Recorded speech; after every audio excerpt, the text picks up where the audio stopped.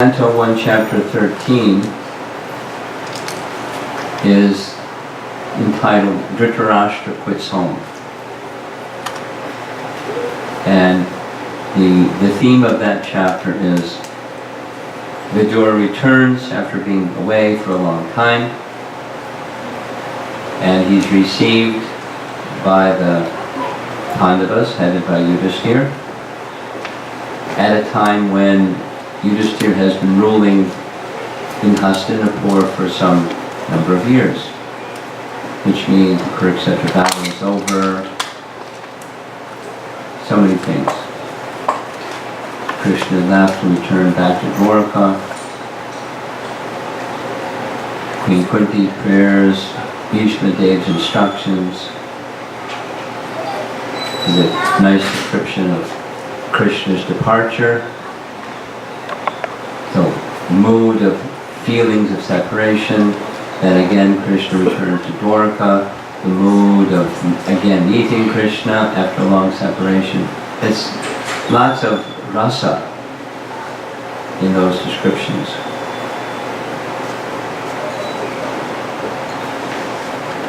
Then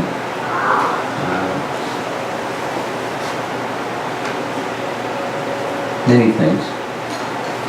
But the Vidura returns back after being away. Kurukshetra battle is over, all those things have transpired.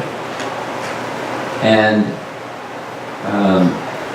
in the beginning part of the chapter, it gives a little bit of the history of Vidura. And all of you know the history of Vidura. Therefore, I'll say it again because it's nice to hear these things again and again. Vidura, prior to being Vidura, was one of the great 12 Mahajans. Yamaraj. And by divine arrangement, even Mahajans run into trouble. He,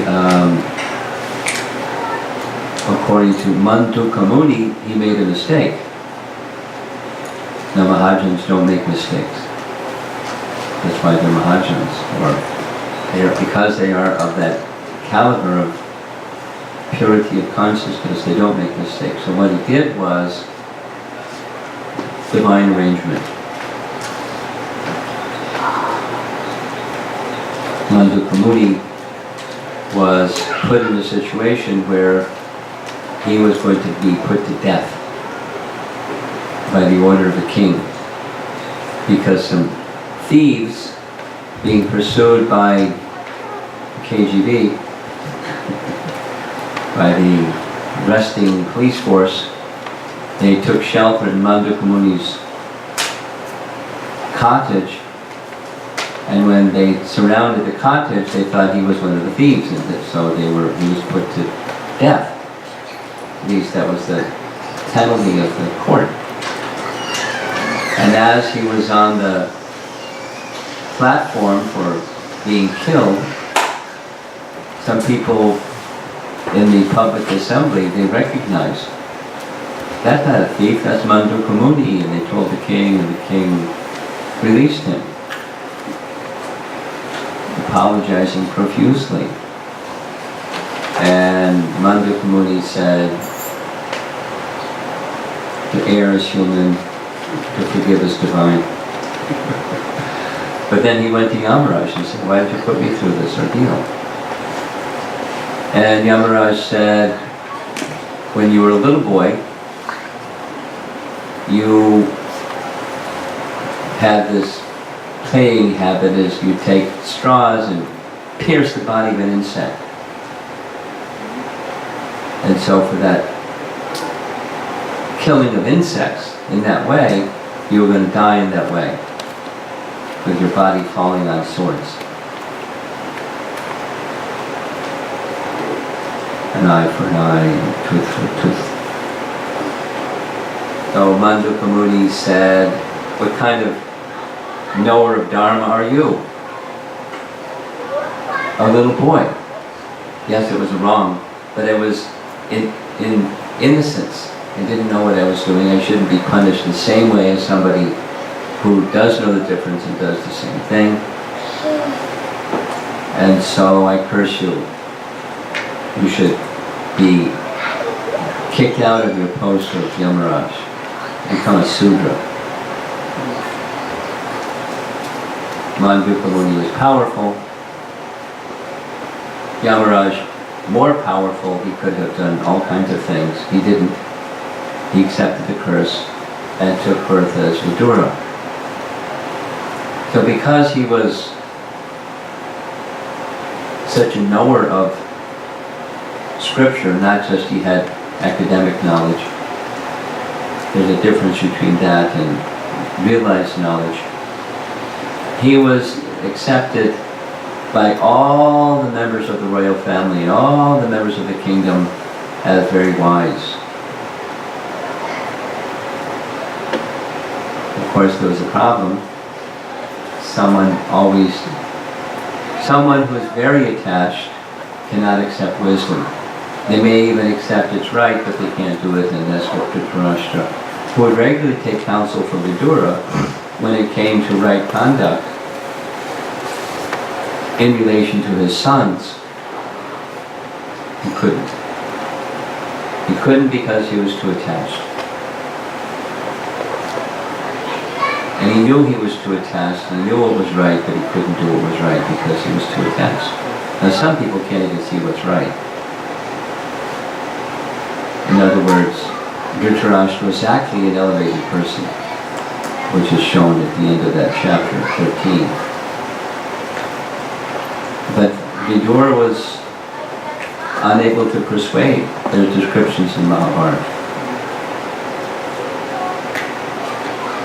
And Dhritarashtra got as far as saying, he said it to others besides Vidura.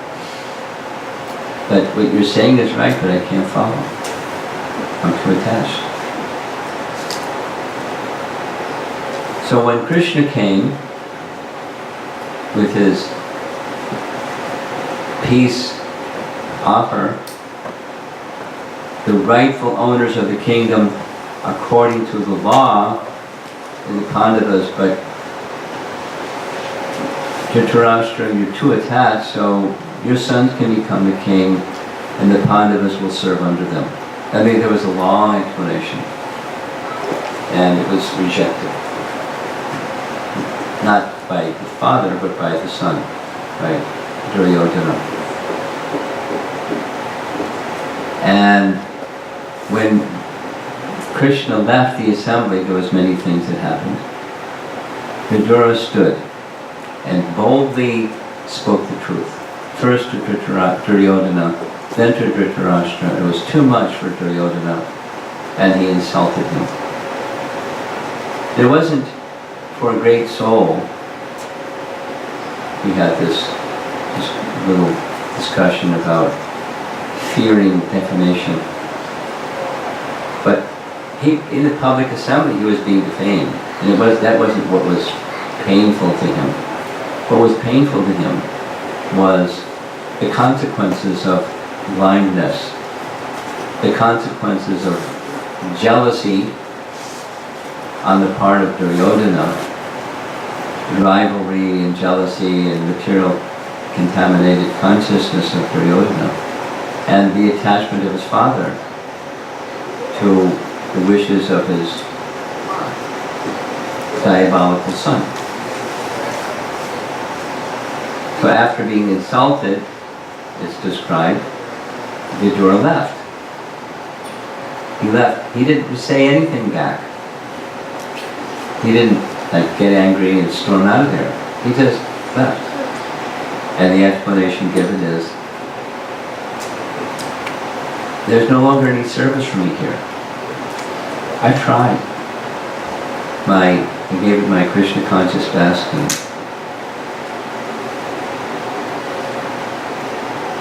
I don't want to participate in any further in this arrangement.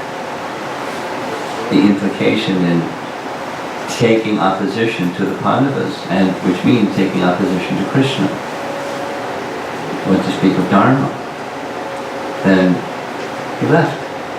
It said he placed his bow and arrow by the door, symbolically meaning, I'm not going to take part in this battle. Because he was, one of the principles of Dharma is he was being maintained by the royal family, as was Drona and Bhishma being maintained by the royal family. So they had obligation to those who were maintaining them. But now Vidura is released from that obligation. Big relief. And so he decided to go on pilgrimage. The commentary says, naturally he would want to go to Krishna because of his devotion to Krishna, but he was feeling, I've been so much contaminated by this unwholesome association, I need to first purify myself and qualify to be in Krishna's association. He went on pilgrimage. And then it doesn't give the details of the pilgrimage, but it says that he then heard from Maitreya. And till he was fully satisfied and fully illuminated by those talks with Maitreya, and then he came back. That's all it says about Vidura at that early parts of Canto 1, Chapter 13. And then the rest of Canto 1 and the rest of Canto 2. And Canto 3 opens with the sages remembering Chapter 13 of Canto 1. That you mentioned to us, Sutta Goswami, about Vidura's pilgrimage. And he heard from many sages, and particularly he heard from Maitreya. Could you narrate, because Sutta is a Puranic narrator. He's the son of the disciple of Vyasadeva, who was entrusted to take care of the Puranic division of the Vedas, which Vyasa compiled. And he's the speaker of many of the Puranas. That's his service, that's his specialty. So they asked him, can you give us details about two things, Vidura's pilgrimage, where did he go, something about his experiences where he went, like a little tour panorama of his visiting holy places. And particularly we're very interested in hearing the conversation between Vidura and Maitreya, because Maitreya is way up there and Vidura is way up there, and that conversation between the two must have been way up there. Could you narrate that conversation?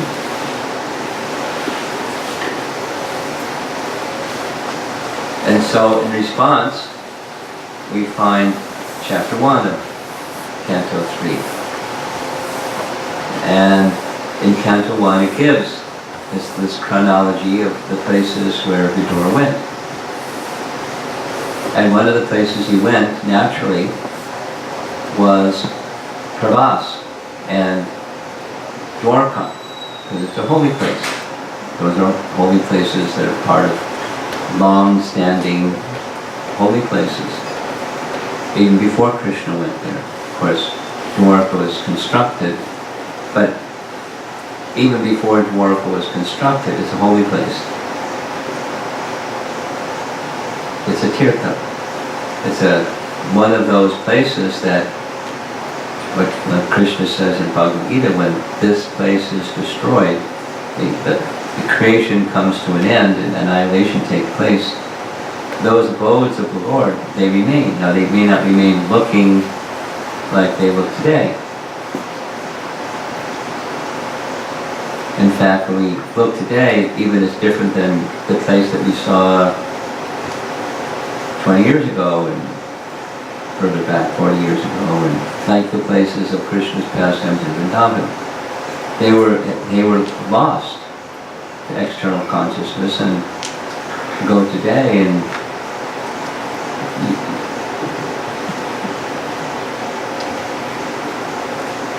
the external is sometimes not very appealing.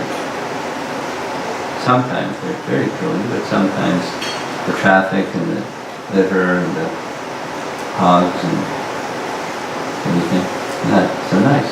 But that's the external, not the, that part is destroyed with creation, or with annihilation. But the Dham is not destroyed. So,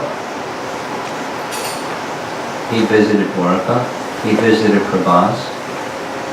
He came to know by first-hand visit to the place that the Yadu dynasty had departed following Krishna's departure, or along with Krishna's departure. Krishna had left. Balaram had left. When we went to Dwarka, we visited those places where Balaram departed this world. Very fascinating pastime, how he departed this world. And Krishna also, different but fascinating. And so he knew. Now he is a devotee of Krishna. So he doesn't describe what his feelings were, but we can imagine pain and separation from his beloved Krishna. Then he continued on his pilgrimage, and he came upon a place where he saw, this is still chapter 1, he saw Uddhava. Uddhava, very elevated devotee. Our acharyas speak this way. Outside of Vrindavan, the most intimate associate of Krishna was Uddhava. And for that reason, Krishna sent Uddhava to Vrindavan as his messenger, not only to be his messenger, but to experience the mood of love of the residents of Vrindavan. And he was overwhelmed by all of them, the intensity and degree of love. And he wasn't just a visitor, he was the most intimate associate of Krishna outside of Vrindavan.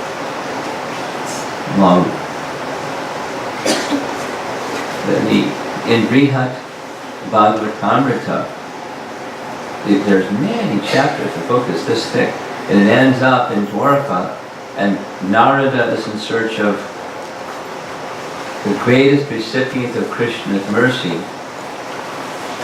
and it points to Uddhava.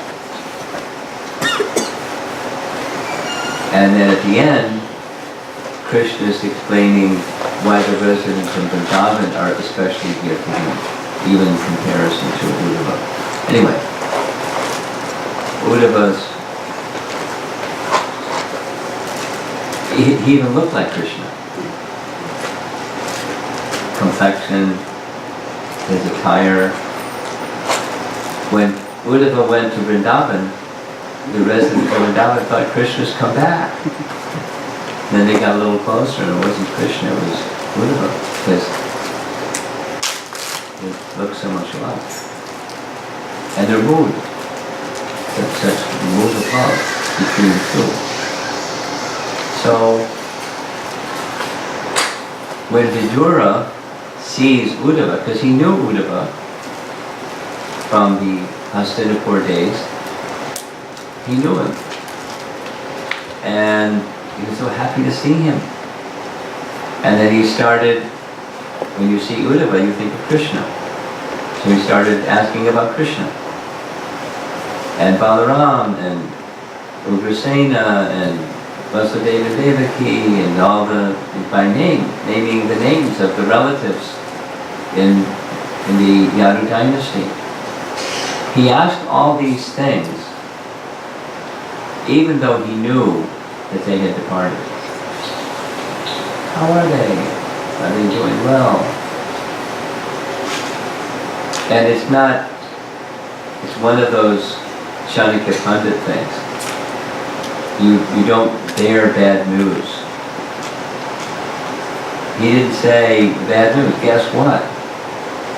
They've gone. Now, it turns out that Uddhava knew. Uddhava knew before it happened that it was going to happen because he was so closely connected to Krishna. He knew time has come for Krishna to depart.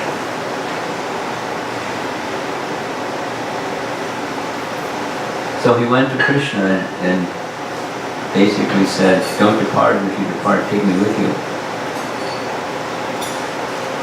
And it's in that context that Krishna spoke Uddhava Gita, which comes later in the text of the Bhagavatam, 11th canto, but we're now in 3rd canto.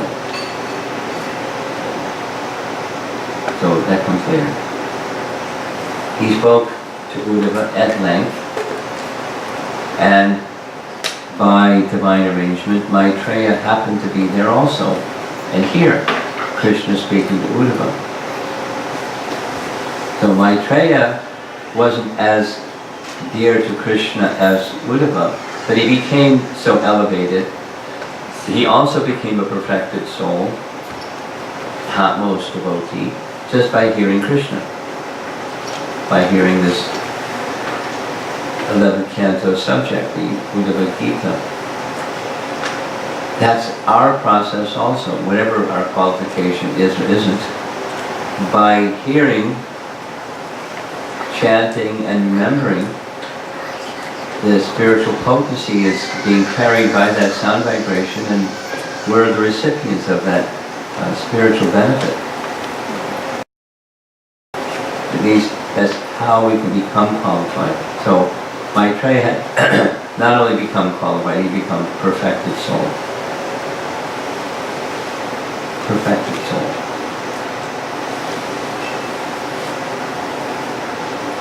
So when Krishna was speaking to Uddhava, it became time for Krishna's departure. So he told Uddhava,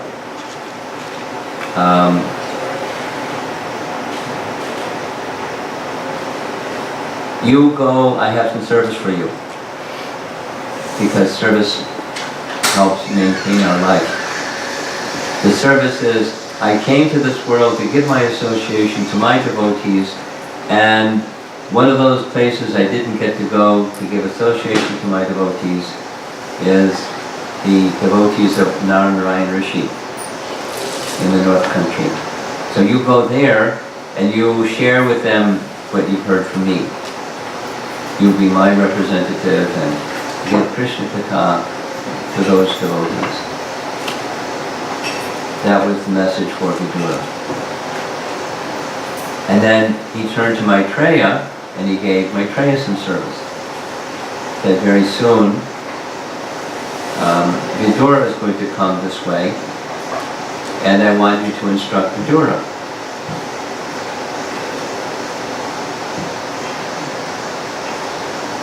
And Krishna left. Maitreya left. Uddhava left. And along comes Vidura and sees Uddhava on his way to the North Country.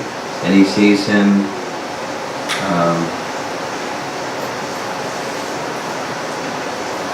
in a forest in Vrindavan, of all places. Uddhava ji, how nice to see you. What a wonderful experience seeing you in the forest of Vrindavan. How is everybody? Natural. And then after all of his questions, that closes chapter 1 of Canto 3. And I'm going to read a few verses from chapter 2. They're very nice. It's giving a picture of the heart of Uddhava.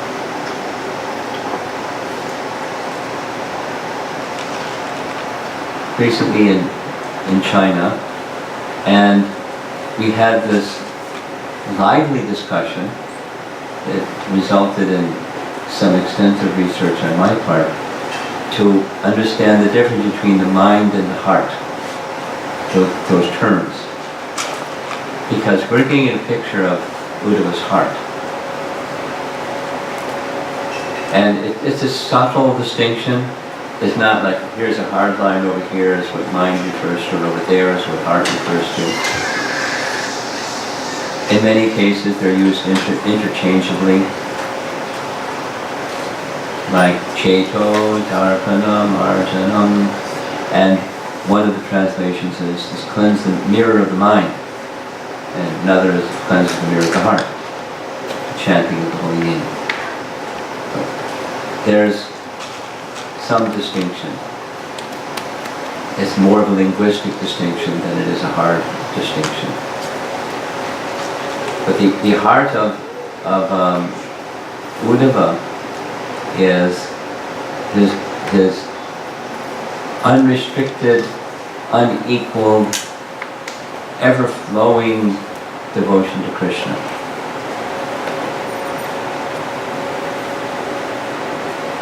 Later in the third canto, there's a description of devotional service that's free from the modes of nature. Devotional service is pure,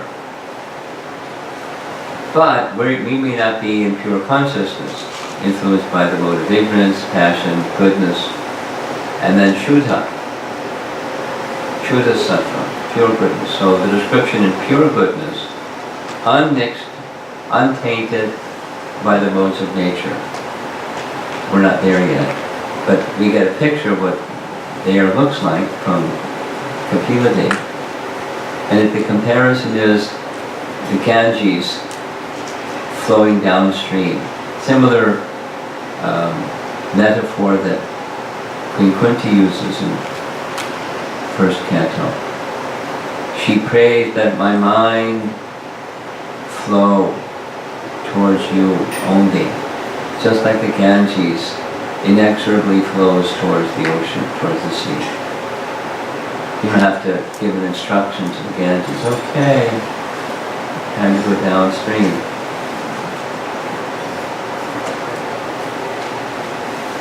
For one who is in pure devotion, the mind doesn't need an instruction. Our mind needs instruction. Mana Shiksha. You need to instruct the mind. But the pure devotee doesn't need that. The pure devotee's consciousness and mind and heart just flow spontaneously. As soon as they hear the syllables, Krishna, their mind goes. Our mind needs instruction. Because we're in the modes of nature. But bhakti that's unmixed by the modes is like that. And that was the condition of Uddhava. So all it took was to hear Krishna's name. He could have heard it from anybody, but he heard it from Vidura. And Uddhava's young, Vidura's old, so he's his elder. And being a follower of culture, being a cultured person, he wanted to serve his superior, his elder. One of the elements of culture, and when that's missing, it's no culture. Call it America. The culture of no culture. Respect. Challenge. So,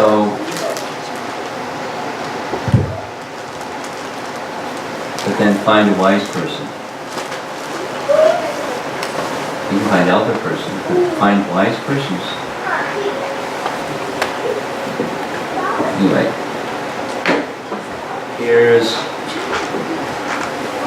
Canto 3, Chapter 2, Text 1. Shukadeva Goswami is narrating. When the great devotee Uddhava was asked by Vidura to speak on the message of the dearest Lord Krishna, Uddhava was unable to answer immediately due to excessive anxiety at the remembrance of the Lord. He, who was even in his childhood at the age of 5 years, so absorbed in the service of Lord Krishna that when he was called by his mother for morning breakfast, he did not wish to have it. Prabhupada's comment, what little child doesn't want to eat? But for him, absorption in the thought of Krishna was the best nourishment. Uddhava thus served the Lord continually from childhood,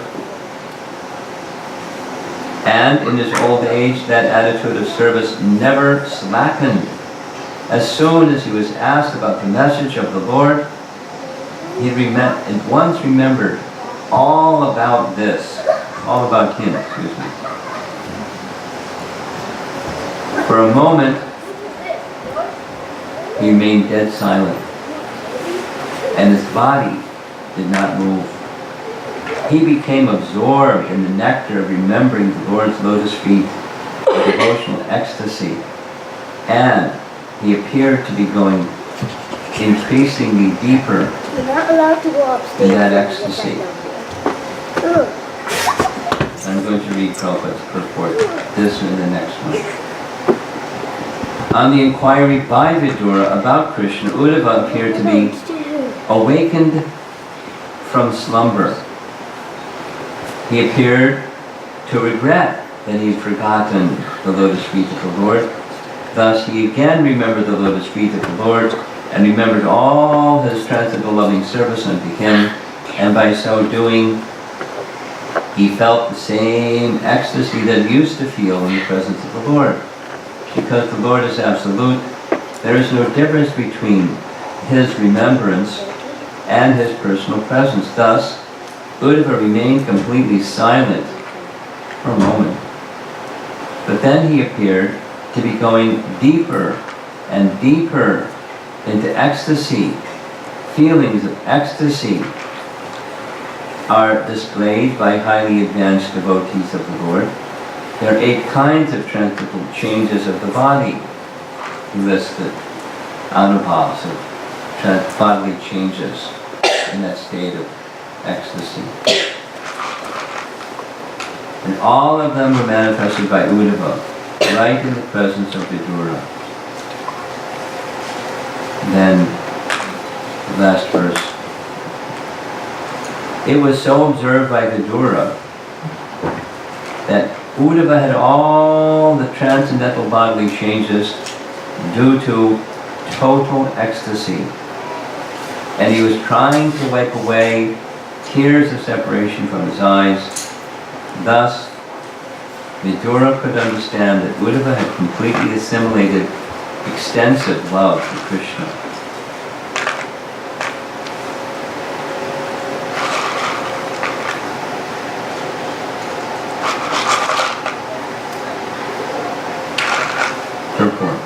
The symptoms of the highest order of devotional life were observed by Vidura, an experienced devotee of the Lord, and he confirmed Uddhava's perfectional stage of love of Godhead. Ecstatic bodily changes are manifested from the spiritual plane and are not artificial expressions developed by practice. And he goes on, Sadhana Bhakti, Bhava Bhakti, Prema Bhakti. And that Lord Chaitanya manifested the Prema Bhakti in never before and never after seen symptoms. Mahabhav, that of Radharani. Text 6. That great devotee Uddhava soon came back from the abode of the Lord to the human plane, and wiping his eyes, he awakened his reminiscence of the past and spoke to Vidura in a pleasing mood. Here's Prabhupada's amazing purport. When Uddhava was fully absorbed in the trance of ecstatic love of God, he actually forgot all about the external world. The pure devotee lives constantly in the abode of the Supreme Lord, even in the present body, which apparently belongs to this world. The pure devotee is not exactly on the bodily plane, since he is absorbed in the transcendental thought of the Supreme. When Uddhava wanted to speak to Vidura, he came down from the abode of the Lord, Dwarka, to the material plane of human beings. Even though a pure devotee is present on this mortal planet, he is here in relation to the Lord for engagement in transcendental loving service and not for any material cause. A living entity can live either on the material plane or in the transcendental abode of the Lord in accordance with his existential condition. Existential condition is a fancy word. The state of consciousness. State of being. Existential. The conditional changes of the living entity are explained in the Chaitanya Charitamrita, Lord Chaitanya speaking to Romapada Swami, quoting, "The living entities all over the universes are enjoying the effects of the respective fruit, the results of their own work, life after life. Out of all of them, some may be influenced by the association of pure devotees, and thus get the chance to execute devotional service by attainment of taste. This taste, is the seed of devotional service. And one who is fortunate enough to have received such a seed is advised to sow it in the core of his heart.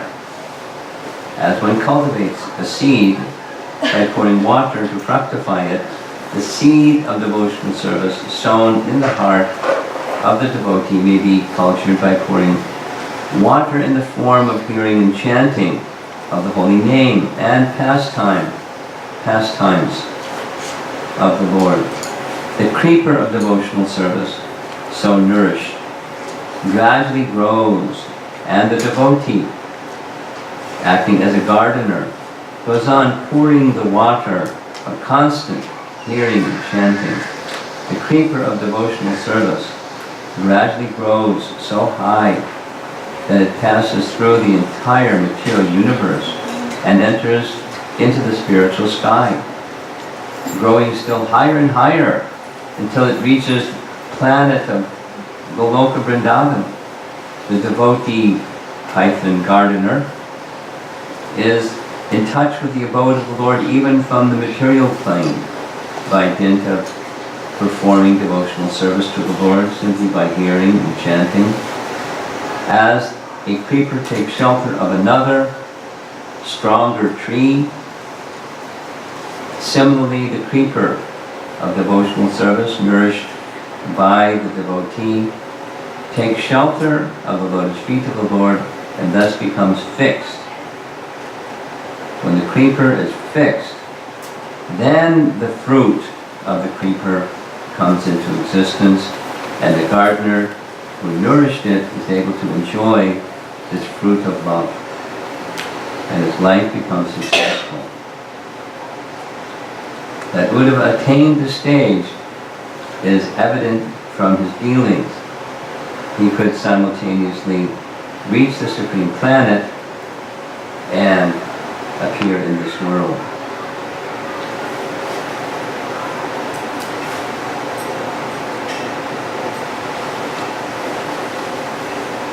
So while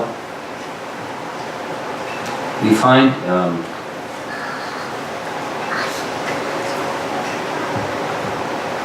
similar description without the example of Uddhava in Bhagavad Gita chapter 6.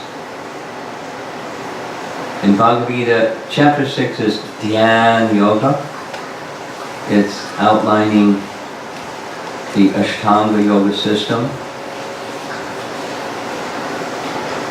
I don't know how popular it is in America, but there's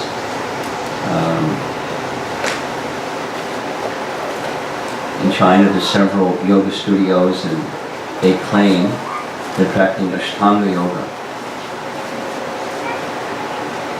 I don't believe the evil.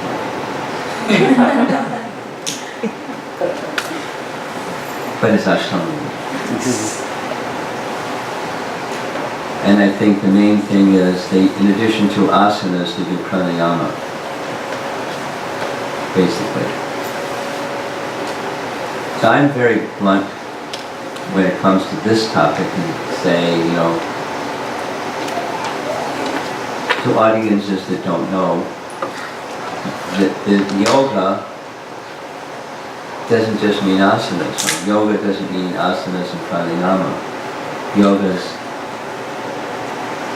something much greater and bigger and grander. But so in the 6th chapter of Bhagavad Gita, that Ashtanga Yoga system is described, and then what the goal is, or the mature stage is this dhyan, dharana, and samadhi. Now, there's lots of words in Sanskrit that indicate meditation.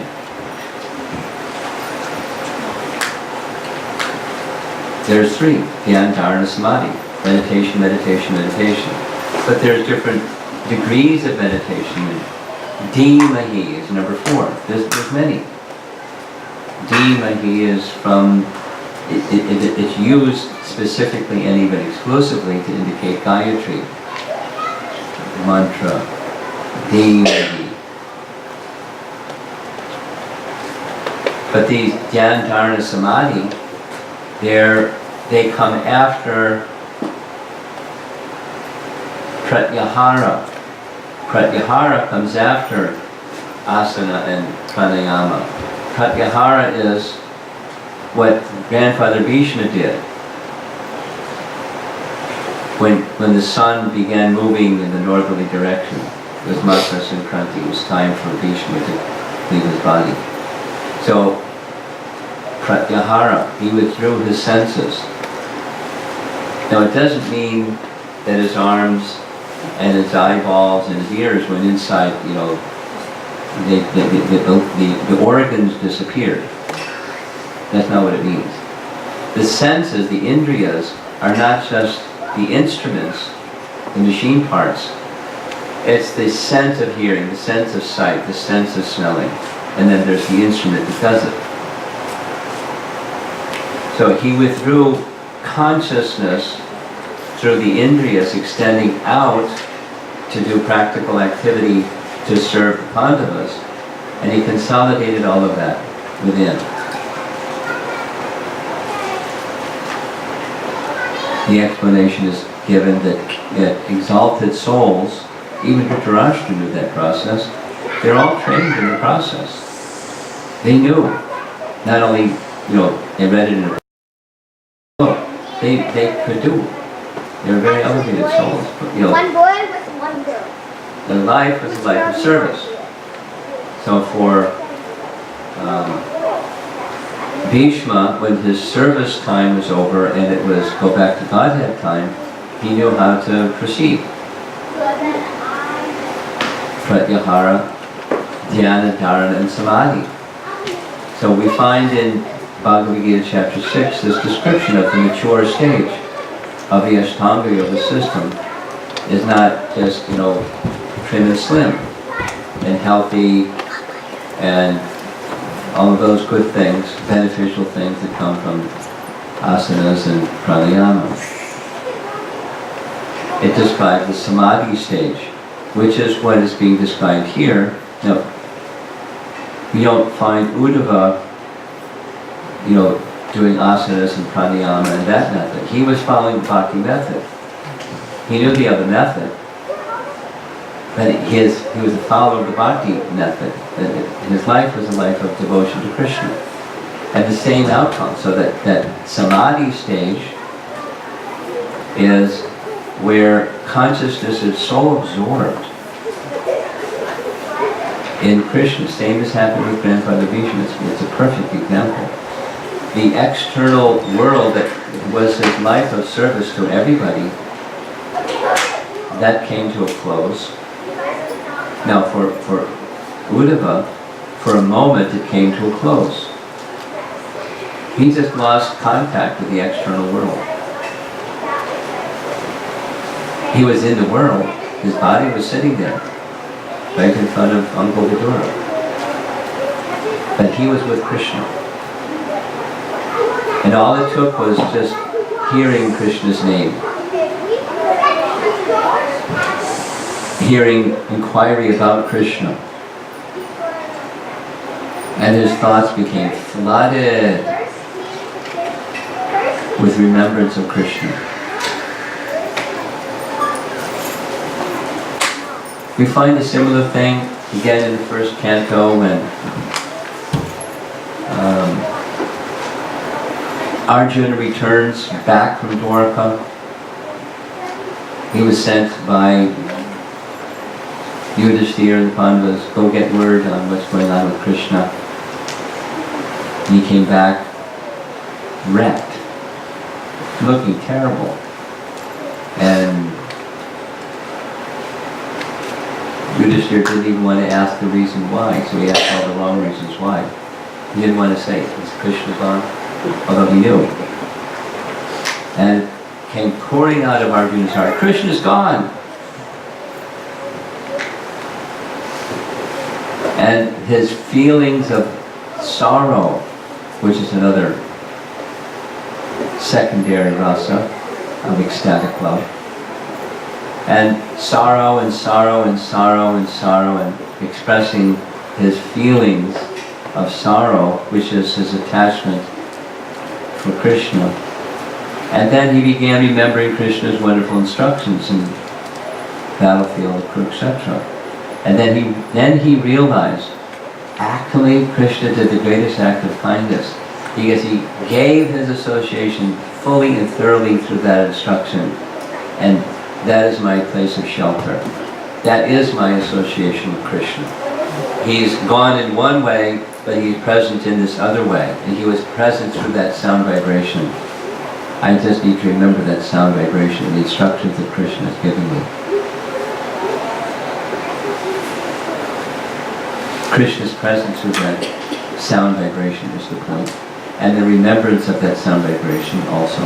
Because that's what Uddhava did. He remembered all those exchanges and instructions and loving dealings with Krishna. His mind became flooded. He was in this spontaneous place. But unlike Grandfather Bhishma, who his time had come to leave the world, Uddhava's time hadn't come to leave the world because he had some service that Krishna had given him. So he was struggling to respond to the question that Vidura had asked, because he's his superior and he looks up to Vidura, and Vidura's asking some service from me. So that's really important for a devotee, is we have some service to do. And so he came from the spiritual realm again into this mortal realm to serve Uncle Vidura. And Vidura wanted to hear. And he had some service to help Vidura hear topics of Krishna. And that was his shelter, that was his life in this world. But even when doing activities in this world of devotee of the caliber of Uddhava, or of the caliber of Queen Kunti, or Grandfather Bhishma, or our great acharyas, they're on that platform. They're in this world, but they're out of this world.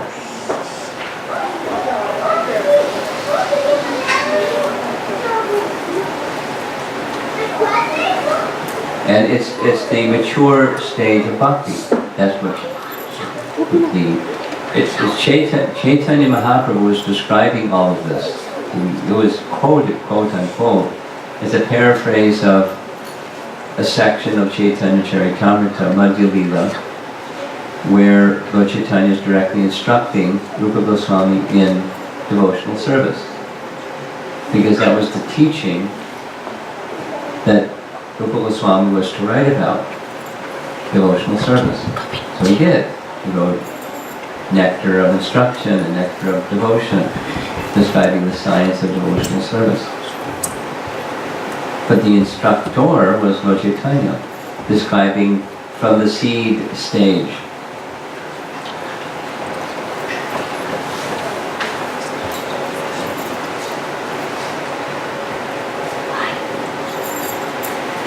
I'll just say one other thing, and see if there's some discussion. This seed, another section in the discussion with Rupa Goswami is this well-known verse, Brahmanda Brahmite Kona Bhagyavan Jeev Guru Krishna Prasadi Bhai Bhakti Lata Bij. Many of you have heard that verse. Bhakti Lata, same as the metaphor being used by Lord Chaitanya, the creeper of bhakti. And the creeper of bhakti begins from a bija, or a seed. So here, we're hearing Prabhupada's purport explain, what is that seed? It's a taste. A taste for devotional service. Now, taste is a Sanskrit word ruchi, which can mean different things depending upon the use of the term in the context. Because another one of Rupa Goswami's teaching is ruchi comes after the stage where anarthas are practically gone. When anartha nivritti is rather complete, that is, the anarthas in the heart are nearly gone, then comes taste. That's one of the applications of the term, ruchi. But there's another one, and that's what the other one is being spoken of here. Jiva Goswami speaks of it in another place in the Sandarbhas. It's just like we're doing this evening. Some eagerness to hear. An eagerness to hear. An eagerness to hear. That's preliminary. We've got modes of nature going on in our lives and all kinds of things going on in our lives. But, so that's the preliminary, the taste for hearing. Hearing of kirtan, hearing of Krishna Katha, Krishna Prasadam too. So some taste, some attraction for, though at preliminary, but some taste for those things. And that's the seed. So what this verse, Brahmanda Brahmite Kona Bhagyavanji Guru Krishna Prasadi Bhai Bhakti Lata Bija, the function of Guru Krishna Prasad, the mercy of Guru and Krishna, is to revive that taste, that attraction for hearing Krishna Katha. That's the function. So Krishna, it's Krishna, and Krishna does through representatives of Krishna. He encourages people to represent him and speak the message of Bhagavad Gita to others. And when one does so with empowerment from Krishna to do so, then the attraction for not the speaker but Krishna and Krishna's message becomes revived. It's there. In Nectar of Instruction, text number 7. There's this nice teaching Rupa Goswami gives about the effect of the name. And the effect of the name, Krishna, it's like rock candy. And, or nisri, or the word that's used in verse, the Sanskrit word is sita. And Mother Sita has a meaning, a furrow. When Janaka was plowing the field, she came out of the furrow of the plow, and so he named her Sita. That's one of the meanings of Sita. Another one is this rock candy. The rock candy is naturally sweet. It's condensed sweet. Solid sweet. But it tastes bitter if one has disease of jaundice.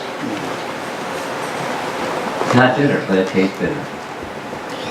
But by carefully chanting, then the disease of avidya is removed. Specifically, that's what's in the verse. The jaundice condition is the metaphor, and the actual situation, the jaundice condition, the disease condition of living entity is covered by avidya. And the holy name has the power to remove avidya. And how does it do that? It awakens bhakti. And when bhakti awakens, according to the Bhagavatam, detachment to knowledge awakens. Vasudeve Bhagavati Bhakti Yoga Prayojataha Janiyati Ashu Vairagyam Jnanam Cha Yadahai Tukam. When Vasudeva Bhakti or Krishna Bhakti becomes revived, starting with the hearing of the name Krishna, the desire to be in Krishna's service becomes revived. And when that becomes revived, knowledge awakens. Naturally, it's a byproduct. Just by chanting and hearing. So the chanting and hearing, when we read Bhagavad Gita, it's not gathering knowledge like a university course where you gather knowledge. You take something outside, put it on your hard drive, and put it together with all the other knowledge and press the button and you get an A in your exam. It's different. Knowledge is already there, but it's being awakened by sound. And then ignorance is dispelled, and when ignorance is dispelled, that's the taste. If you feel healthy again, instead of diseased. Medicine, taken through the ear. Vavosadat Shrota Mano Virama, and it gives pleasure to the heart. You feel enlivened. That's this taste. And so the taste is, the seed of bhakti is this taste that's received from Krishna and Krishna's representatives.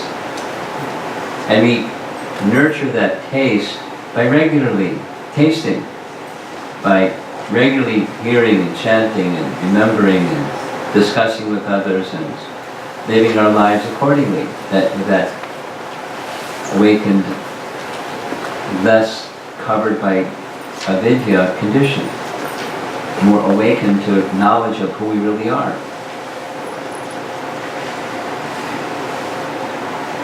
It's a wonderful process. It's a sublime process. It does require some attentiveness. Can't be lazy and inattentive.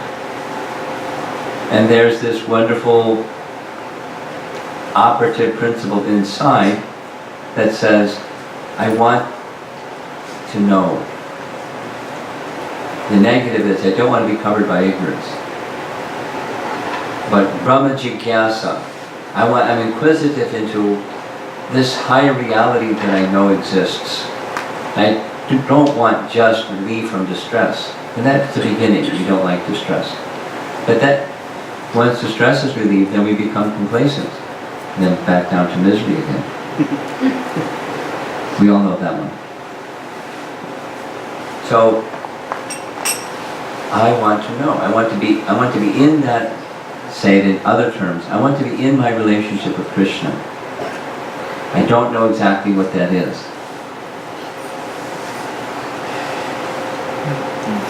But I want to be in my relationship with Krishna. It's really important to me. Not because I get an A in my exam by giving that answer, but that's something that's in my heart.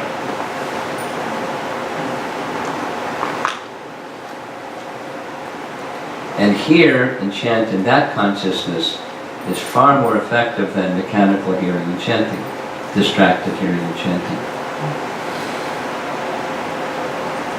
And we have these wonderful examples. Part of what the Bhagavatam is doing is, by hearing these descriptions of Uddhava and other great souls, it stimulates that taste, the attraction, because this is wonderful.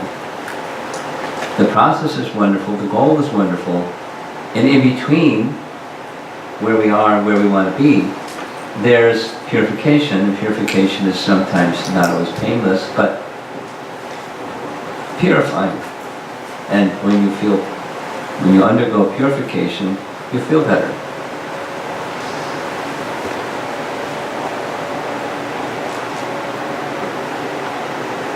I learned that from Panchakarma, among other things.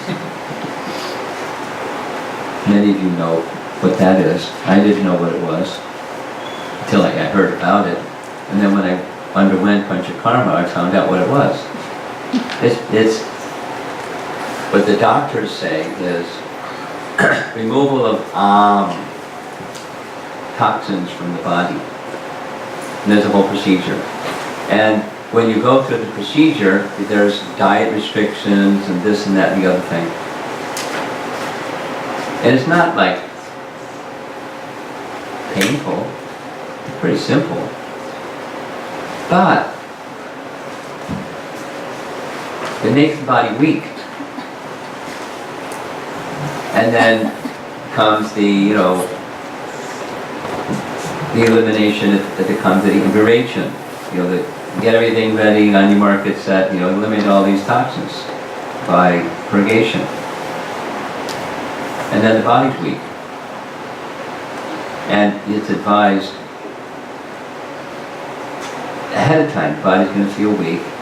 Give some time before you try to keep your normal schedule, and some time for the body to rejuvenate. And then you'll have much more energy, and much more clarity, and much more this and that and the other thing. And it's true. Elimination of toxins from the body is beneficial for the body. It's a little bit of an ordeal. It takes some time. Purification in bhakti similarly. A little bit of an ordeal. It takes some time. But you feel so much better. Consciousness-wise and everything-wise.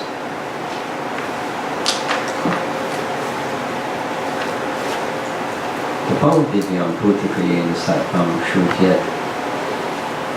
Rishabdev's advice to his 100 sons. Some will become kings, some will become brahmanas, some will become uttama adhikaris. Same instruction for all of them, regardless of who you are and what your service is.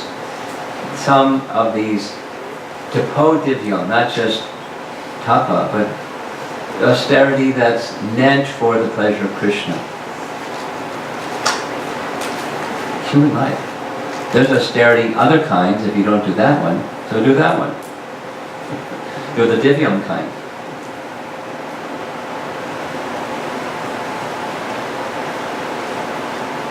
And consciousness gets lifted. And in this very wonderful, so by Uddhava's giving his association to Vidura, we're getting the benefit of that ecstatic devotion of Uddhava just by hearing. It's remote. We're not sitting in the forest of Vrindavan with Uddhava and Vidura. We're hearing Srimad Bhagavatam, Canto 3. But by that hearing, it's the same. It's the same. It's the same. Spiritual potency-wise. It's such a wonderful gift.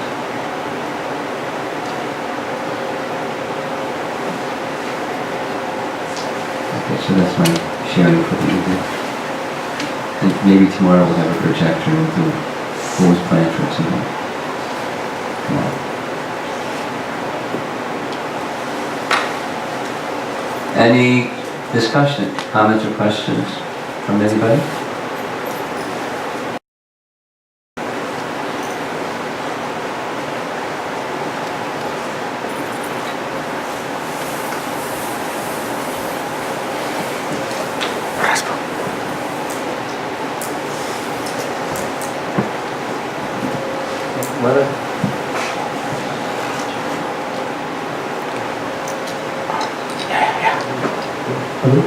Yeah, you're on. Initially, in the beginning, you briefly mentioned Uddhava was asked Krishna to go to the place where Naranarayan Rishi was there. So, what is the purpose of Krishna singing in there? Because Naranarayan Rishi is none. He has devotees. He has devotees. And to give Krishna's association to the devotees, not to Narayana, to the devotees. But Krishna has devotees. He went all the way to where Bahalashra was. He's a devotee, but he gave his association. So he wanted to give his association to these devotees. But he didn't get to go there, so he sent Vidura. Yes, they have Narayana's association who needs Krishna, right? That's kind of the question. Yeah. Yeah. So, give association to the devotees.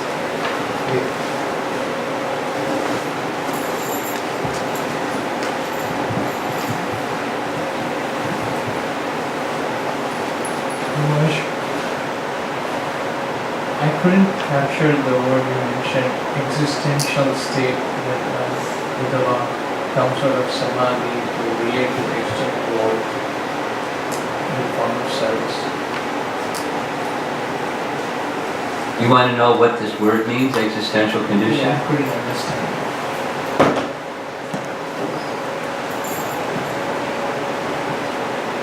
Existential. What does it mean? I remember running across the word existential. Like, you know, it's a group of philosophy, European philosophy was existentialism. You've heard of that, right? Existentialism. What does it mean? It's a term that means you exist. The existentialists have a particular view on existence and that there's no meaning. You just exist. So it's something like a ship that has no rudder, it's just out at sea, it just exists. Who am I? I don't know, I just exist. There's no meaning to life. It just exists. So, but this is, the existential condition is, you know, like Sat. Sat is existence. Satchidananda. Sat. You exist. And there, you know, there's other aspects besides you exist. So the existential condition is one of the other adjectives that describe that existence, your state of consciousness. So the existential condition of a living entity is the consciousness of a living entity, of how they see themselves and the world and ultimately the source of everything.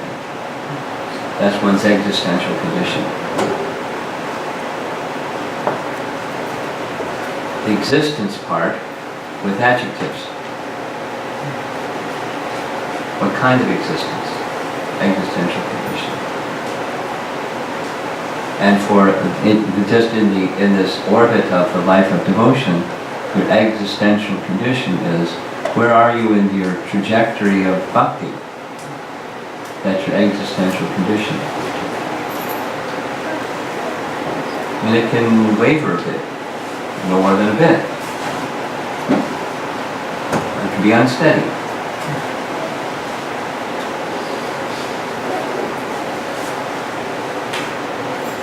Yes.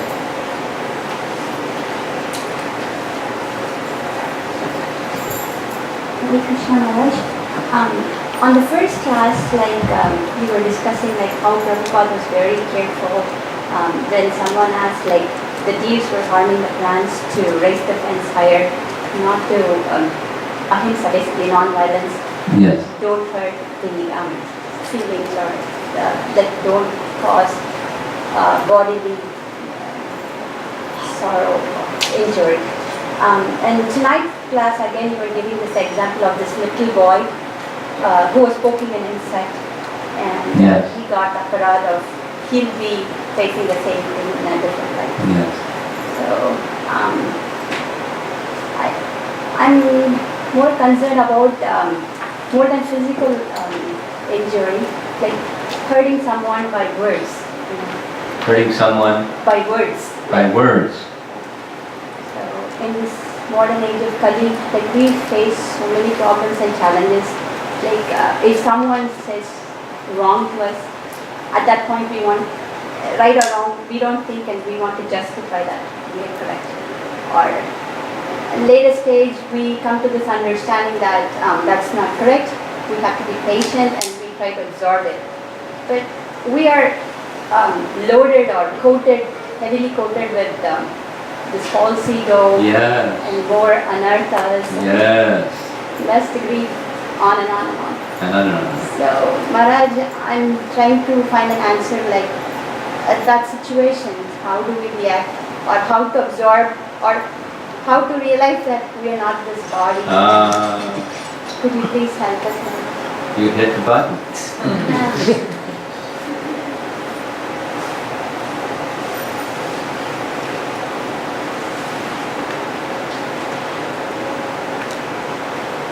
Well, there's stages, or there's degrees, or there's this trajectory. Right in chapter 2, that's focused on you're not this body. One of the first instructions that Krishna gives is to tolerate. That's way down here. Here comes this insulting words, some dishonor, right? One part of the Matra sparsha stukonsaya satoshna sukha dukha da. Sometimes honored, sometimes dishonored. So here comes some dishonor. Preliminary question is how to. So preliminary, you tolerate. You said absorb, and I'm not agreeing necessarily absorb. You tolerate. It's out there. And here comes some, can we honor or praise? And you don't absorb it. You don't identify with it either. You don't say, no, that's what many people, no. But the honor goes to the honorable. If you see anything in me, this is Bhaktivinoda Thakur. I have no good qualities. If you see anything in me as a good quality, it's because my spiritual master put it there. He gets the credit. Now here comes some dishonor. That's to do with honor. Credit goes to those great souls who have helped me in my spiritual life. All credit goes to them. You're honoring me as honoring them. Thank you very much for honoring them. It's just transparent, just goes right through. Doesn't get stuck.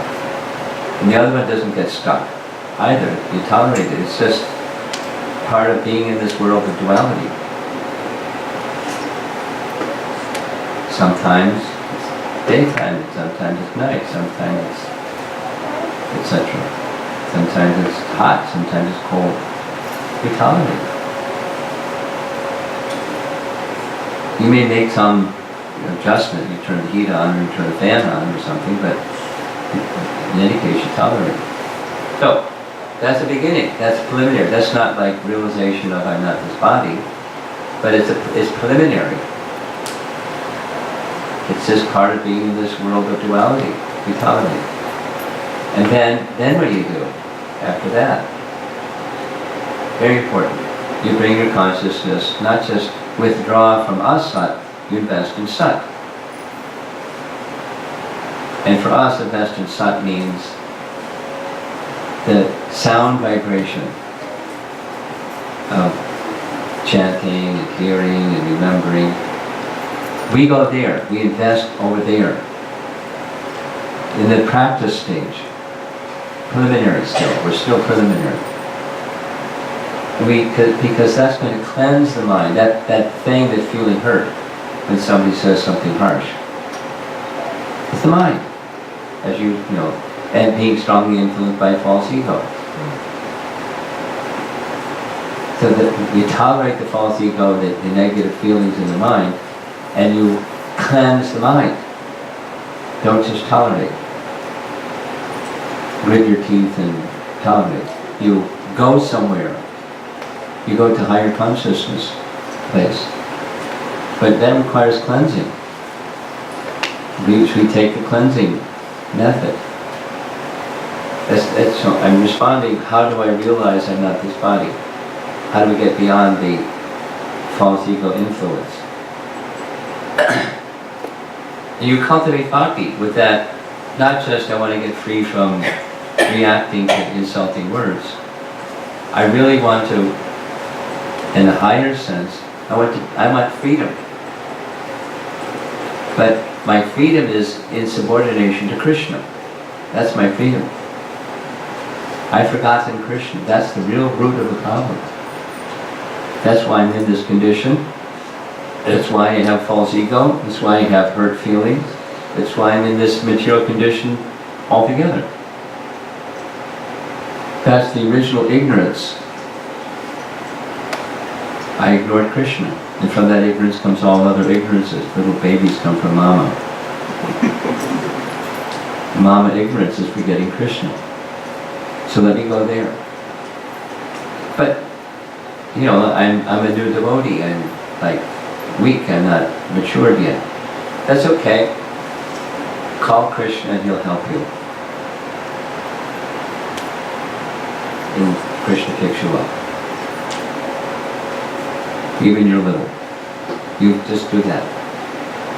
Did you tilt this with the other thing? Then,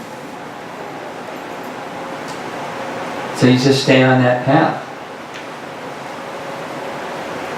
And at some stage, instead of crying and going like that, you have the sense of Krishna is there, Krishna's shelter is there, and then you move in, you know, a little more mature way, but the heart is the same. Krishna, you're my protector.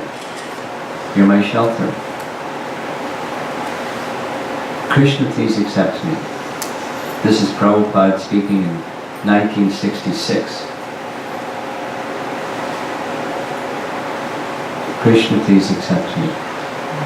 I have forgotten you. I turned and left you. I'm most unqualified, ungrateful, but nonetheless you're my only shelter. Please, Krishna, accept me. Like that. So from an adult, more mature stage, Krishna, please accept me. And just keep moving. And with that Krishna awareness, revival of Krishna consciousness, comes the I'm not this body consciousness. Not just, you know, get an A in your exam and you pass Bhakti Shastri, I'm not this body. But you know, the realization awakens to the degree that one's Krishna realization awakens. As the sun rises, you can see the sun and yourself at the same time. This is a world of darkness. I was just listening to Prabhupada speaking this point in Bombay. This is the place of darkness. And not, not theoretically, but practically also. Without the sun, or the moon, or electricity, we need those things because it is a place of darkness. It's a place of darkness, and the darkness is also the darkness of ignorance. We need light. We need sunlight, moonlight, and we need the light of knowledge. So go to the light of knowledge and take shelter there. And cultivate that internally.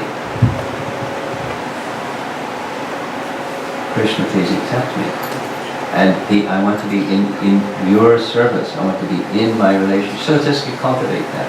And as that awakens, self-realization. Ultimately, when bhakti reaches this mature stage, false ego is dissolved. Specifically, Kapila Dev says that to Devahuti. It's a very leading verse. Only bhakti.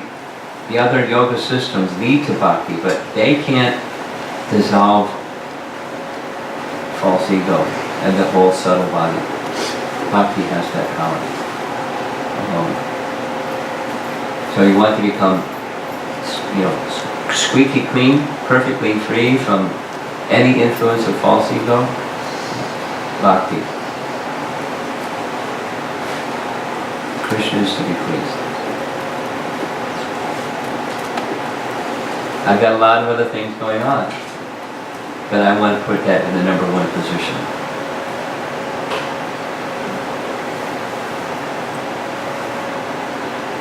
And then it's way beyond tolerance. But you have to do the tolerance thing. You can't even get to this other place.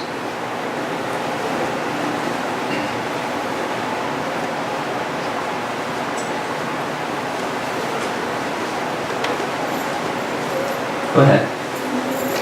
So one more connection. Louder. One more connection to the similar question. So,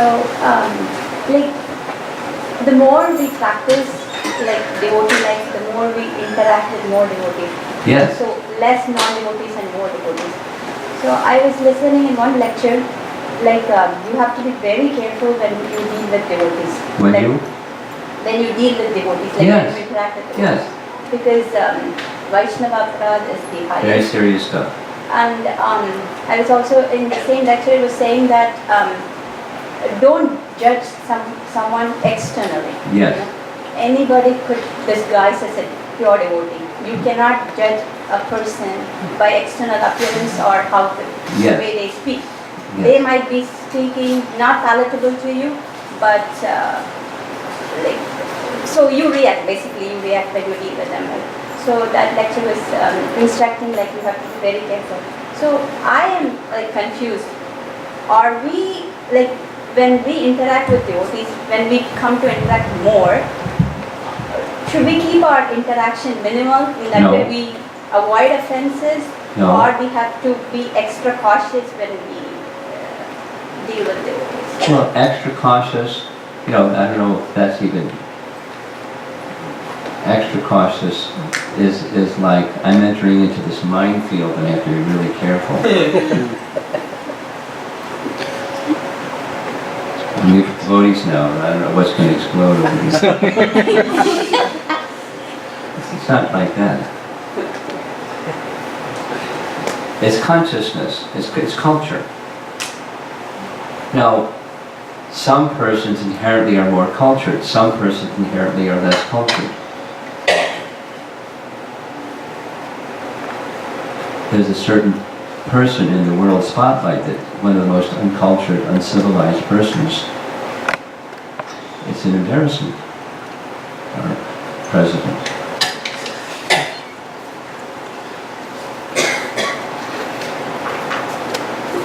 So some people are just not at all cultured.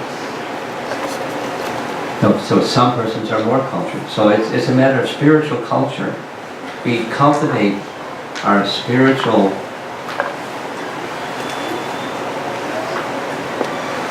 awareness in dealing with these manifestations of the eternal souls, amongst all of them, all are to be respected. And here's some that are carrying bhakti within their heart. Even more so are they to be respected. And I don't want to transgress that respect. Now, supposing from such a person, something that seems you're sensitive to is they speak something harsh. Maybe not necessarily hurtful, but like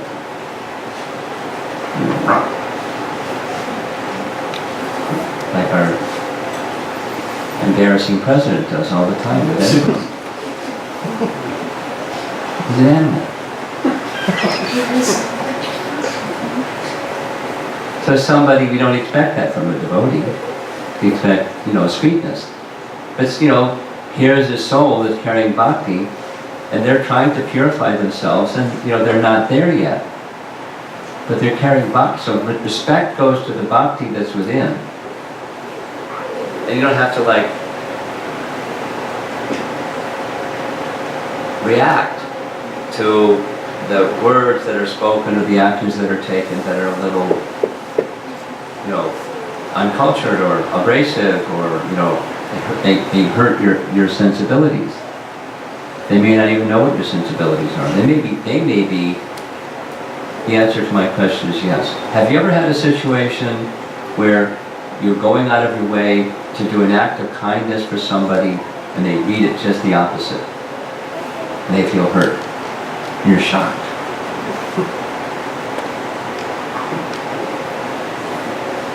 Does it happen? Sure. Now, what would you like that person to do in response to what you did? Forgive you, because your intention wasn't that. So do that with others. It's the golden rule. All scriptures of the world have it, because it's just culture, spiritual culture. So don't identify with that which is not yet purified. It may even be out of good intention, but it doesn't come across that way to you. So relate with the soul and the bhakti that's within. That's the be careful part. Not like the landmine, gotta watch out.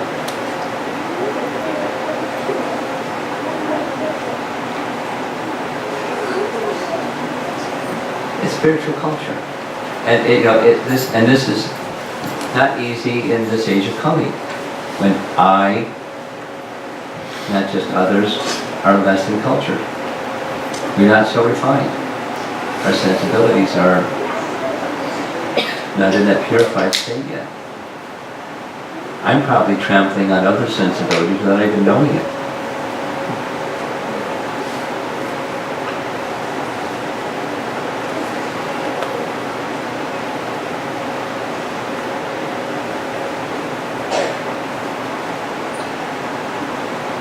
Here's one that just comes to mind. It has happened more than once in my days of devotion service. I'm really absorbed in something. Like, a situation can be a catastrophe in somebody's life or whatever it is, and I'm just absorbed in that. And I'm moving along, and I don't say Hari Bol to somebody. Oh, how are you, Prabhu? Nice to see you. And then it's just, absorbed. And they think, oh, he doesn't like me. Or he's ignoring me. I've done something wrong. What have I done wrong? Or, why is he like this?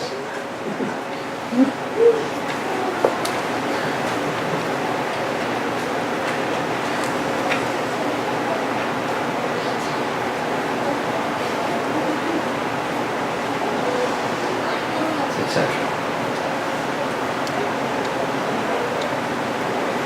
In course of social interactions with devotees, take the position, try to take the position of all those who are Krishna's, as Krishna is dear, the eternal soul is also dear, regardless of the covering. And those that are carrying bhakti, they're particularly dear. And honor that. And don't go into the fault-finding thing. That's the caution, the judging.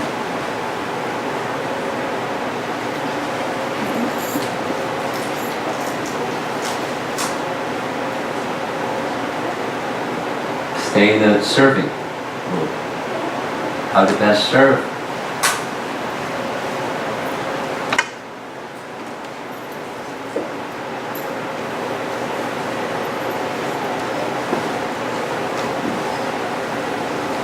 Something else?